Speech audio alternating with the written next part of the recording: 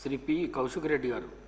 అధ్యక్ష, ఇవాళ మీరు వ్యవసాయం మీద మరియు యానిమల్ హస్బెండరీ మీద మరియు కోఆపరేటివ్ మీద మాట్లాడే అవకాశం ఇచ్చినందుకు నాకు ప్రత్యేకంగా ధన్యవాదాలు అధ్యక్ష.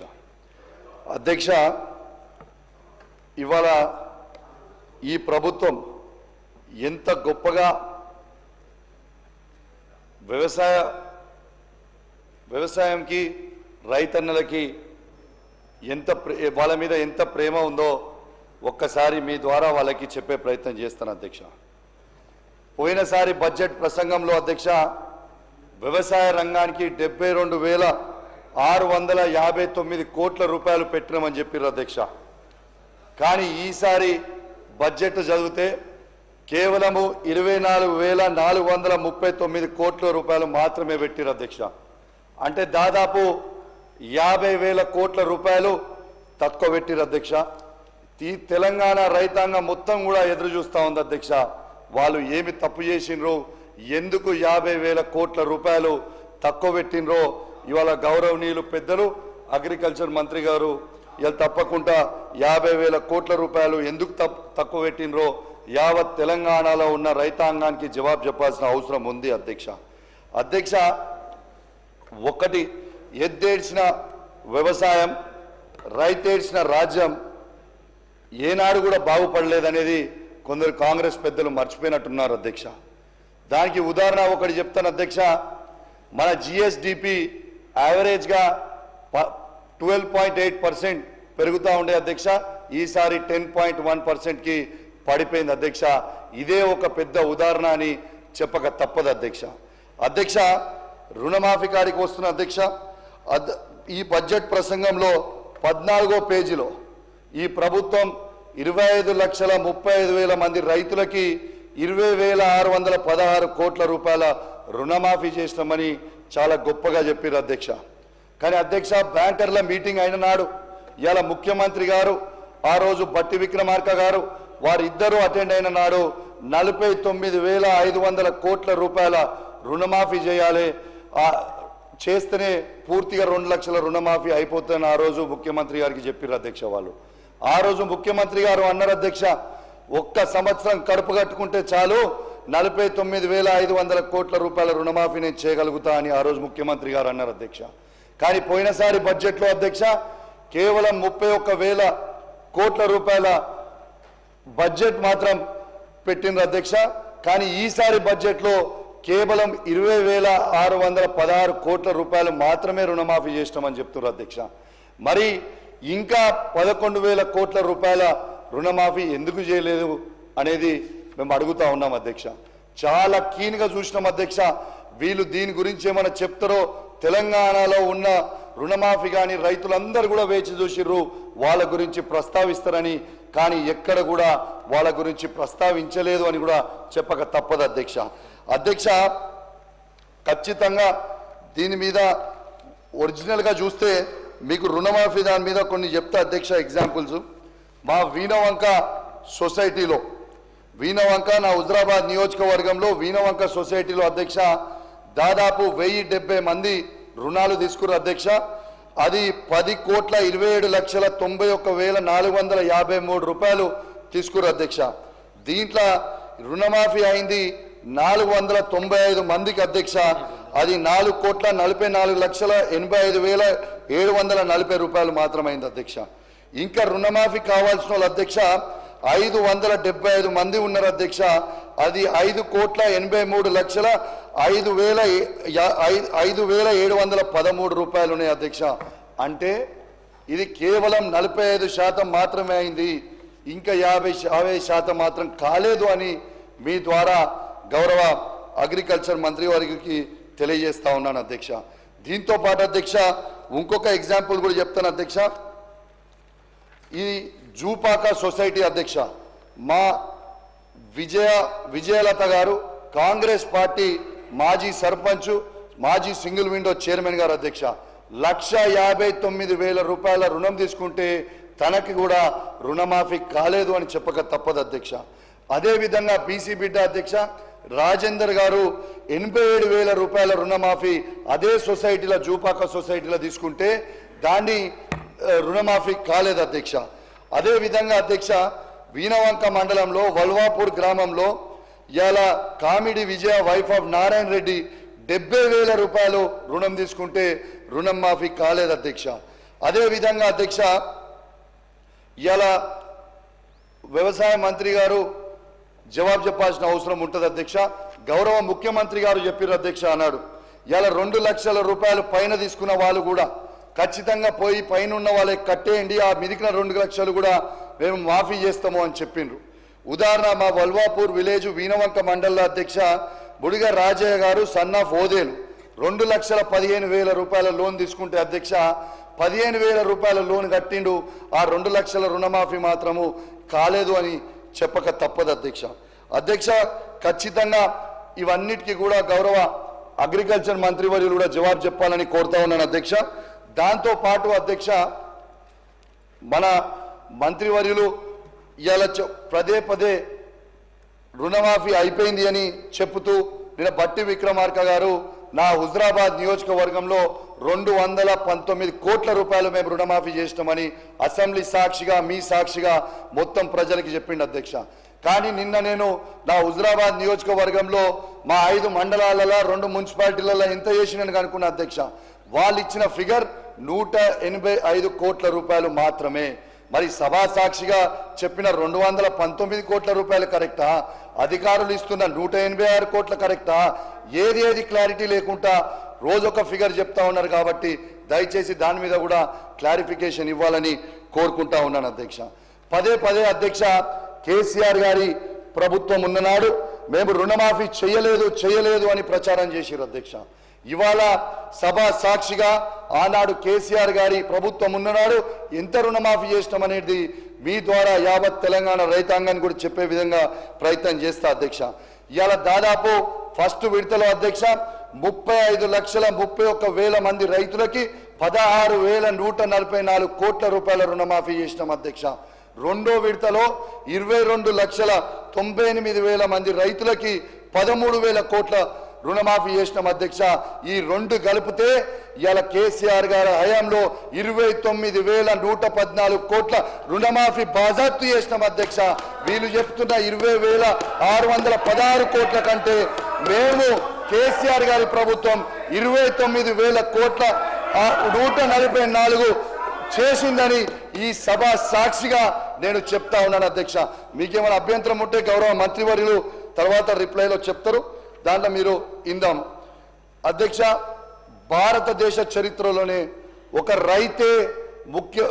స్వయంగా ఒక రైతే ఈ రాష్ట్రానికి ముఖ్యమంత్రి అయితే ఏ విధంగా రైతుకి లాభం అవుతుంది అనేది దీనికి ఉదాహరణనే రైతు బంధు పథకం అధ్యక్ష.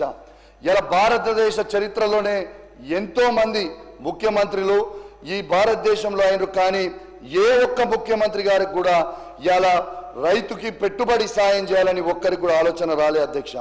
స్వయంగా మన కేసీఆర్ గారే రైతు కాబట్టి రైతు కష్టాలు కేసీఆర్ గారికి తెలుసు కాబట్టి ఇవాళ ఏ రైతు కూడా ఊర్లో ఉన్న పెద్ద సౌకర్య దగ్గరికి పెట్టుబడి కోసం పోవద్దని, ఊర్లో పెద్ద మనుషుల దగ్గరికి పెట్టుబడి కోసం పోవద్దని ఒక గొప్ప ఆలోచనతోని ఇవాళ రైతు బంధు అనే ఒక పథకాన్ని మొదలుపెట్టి అధ్యక్ష ఇవాళ ఈ తెలంగాణ రాష్ట్రంలోనే 65 లక్షల మంది రైతులకి 73,000 కోట్ల రూపాయలు ఇవాళ స్వయంగా రైతు అకౌంట్లో వేసింది కేసీఆర్ గారి ప్రభుత్వం అని చెప్పక తప్పదు అధ్యక్ష. దీనికోసము ఏ రైతు కూడా ఎక్కడ కూడా ఎంఆర్ఓ దగ్గర దరఖాస్తు పెట్టుకోవాల్సిన అవసరం లేకుండే, ఏ పైరవికార్ దగ్గరికి పోవాల్సిన అవసరం లేకుండే, హైదరాబాద్ సెక్రటేరియట్లో కేసీఆర్ గారు బటన్ ఒత్తితే టంగ్ టంగ్ టంగ్ టంగ్ అని రైతు అకౌంట్లలో డబ్బులు 73,000 కోట్ల రూపాయలు ఇప్పటివరకు పడ్డాయని చెప్పక తప్పదు అధ్యక్ష. నేను మాట్లాడిన తర్వాత రిప్లైలో మంత్రి గారు మాట్లాడతారు, మీకు మేము డిస్టర్బ్ చేయం, మీరు మాకు డిస్టర్బ్ చేయకుండా. అయితే అధ్యక్ష ఇంకోటి కూడా ఆలోచన చేయండి అధ్యక్ష.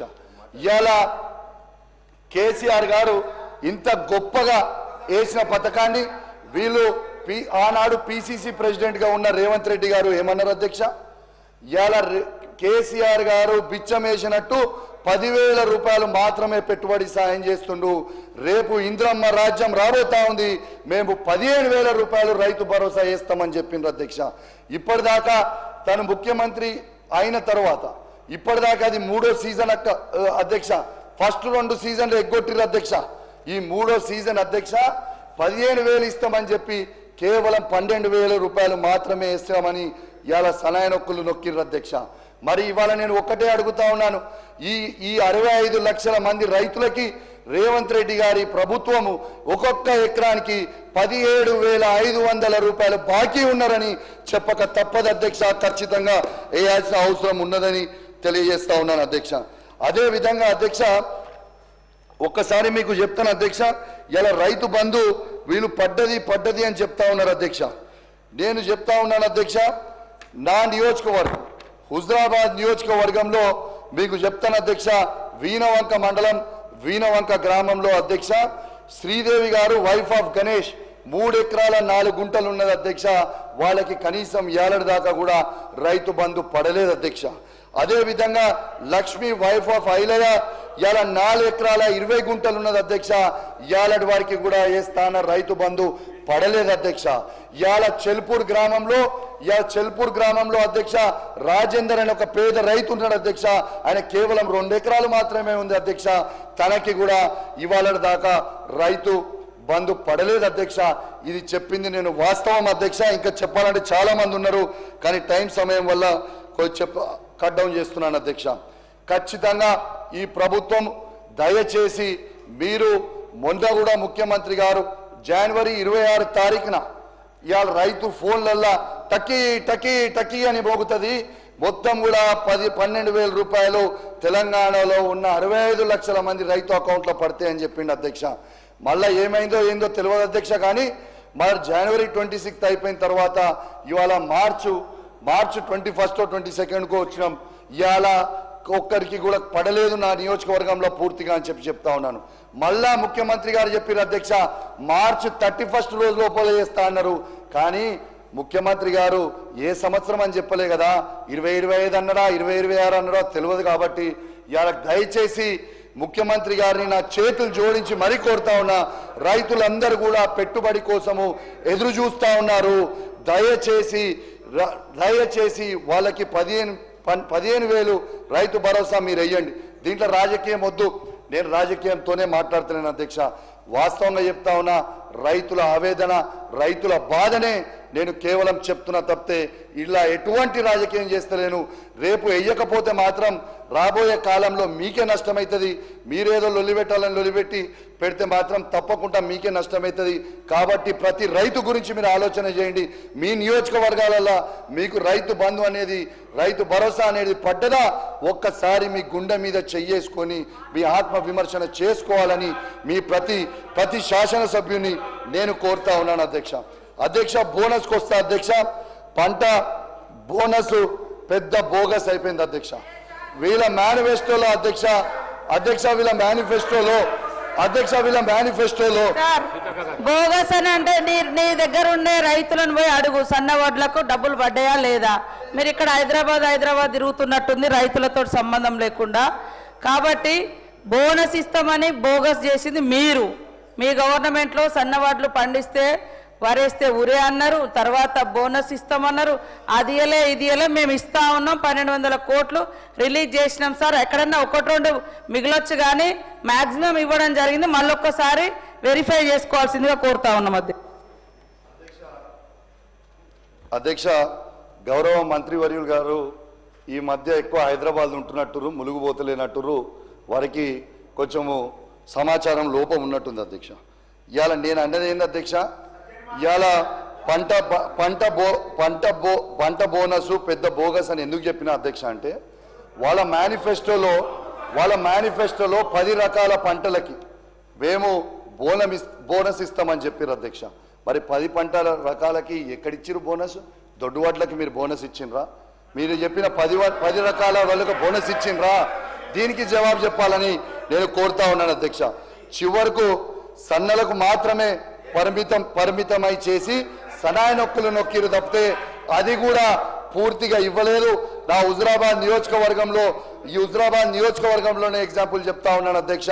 ఇంకా పెండింగ్ బోనస్ రాక రైతులు చాలా ఇబ్బంది పడతా ఉన్నారు. దయచేసి ఇది రాజకీయ విమర్శ కానే కాదు, నాకు కింద రైతులు చెప్పింది మాత్రమే వాళ్ళ గొంతుకగా నేను అసెంబ్లీలో మీకు చెప్తున్నా తప్పితే ఎవరిని విమర్శించడానికి కాదు, ప్రభుత్వాన్ని అసలే విమర్శించడానికి కాదు. నేను కేవలం ఏమైనా ఉంటే గిట్లా మీరు సరి చేసుకోండి అని మీ మంచికే చెప్తున్నా తప్పితే నేను మిమ్మల్ని విమర్శించడానికి కాదు అని చెప్పి సందర్భంగా తెలియజేస్తా ఉన్నాను అధ్యక్ష. ఈ ఇంద్రమ్మ ఆత్మీయ భరోసా కింద రైతు కూలీలకి 12,000 చెల్లిస్తామన్నారు అధ్యక్ష. బారాన మందికి ఎగనామం పెట్టి చివరకు చారాన మందికి కూడా ఇవ్వడం లేదు అధ్యక్ష. ఇది వాస్తవం గ్రౌండ్గా. ఇలా వ్యవసాయ కూలీలకు భరోసా ఇస్తామని కానీ బడ్జెట్లో ప్రస్తావన కూడా లేదు అధ్యక్ష. పంట బీమా అన్నారు, 15 నెలలు పంట బీమాలో లేక రైతన్నలకు ధీమా కరువైందని చెప్పక తప్పదు అధ్యక్ష. మొత్తంగా రైతన్నల విషయంలో ముందు దగా వెనుక దగా కుడి దగా ఎడమ దగా అన్నట్లు కాంగ్రెస్ తీరు. రైతులందరికీ రుణమాఫీ బోగస్, అన్ని పంటలకు బోనస్ బోగస్, పంటల బీమా బోగస్, రైతుల భరోసా ఎకరానికి ఏటా 15,000 బోగస్. అడుగడుగున మోసం చేసిన కాంగ్రెస్ రైతు వ్యతిరేక ప్రభుత్వం అనిపించుకుంటా ఉన్నారు అధ్యక్ష. ఎన్నికల ముందు అరిచేతిలో వైకుంఠం చూయించి అధిక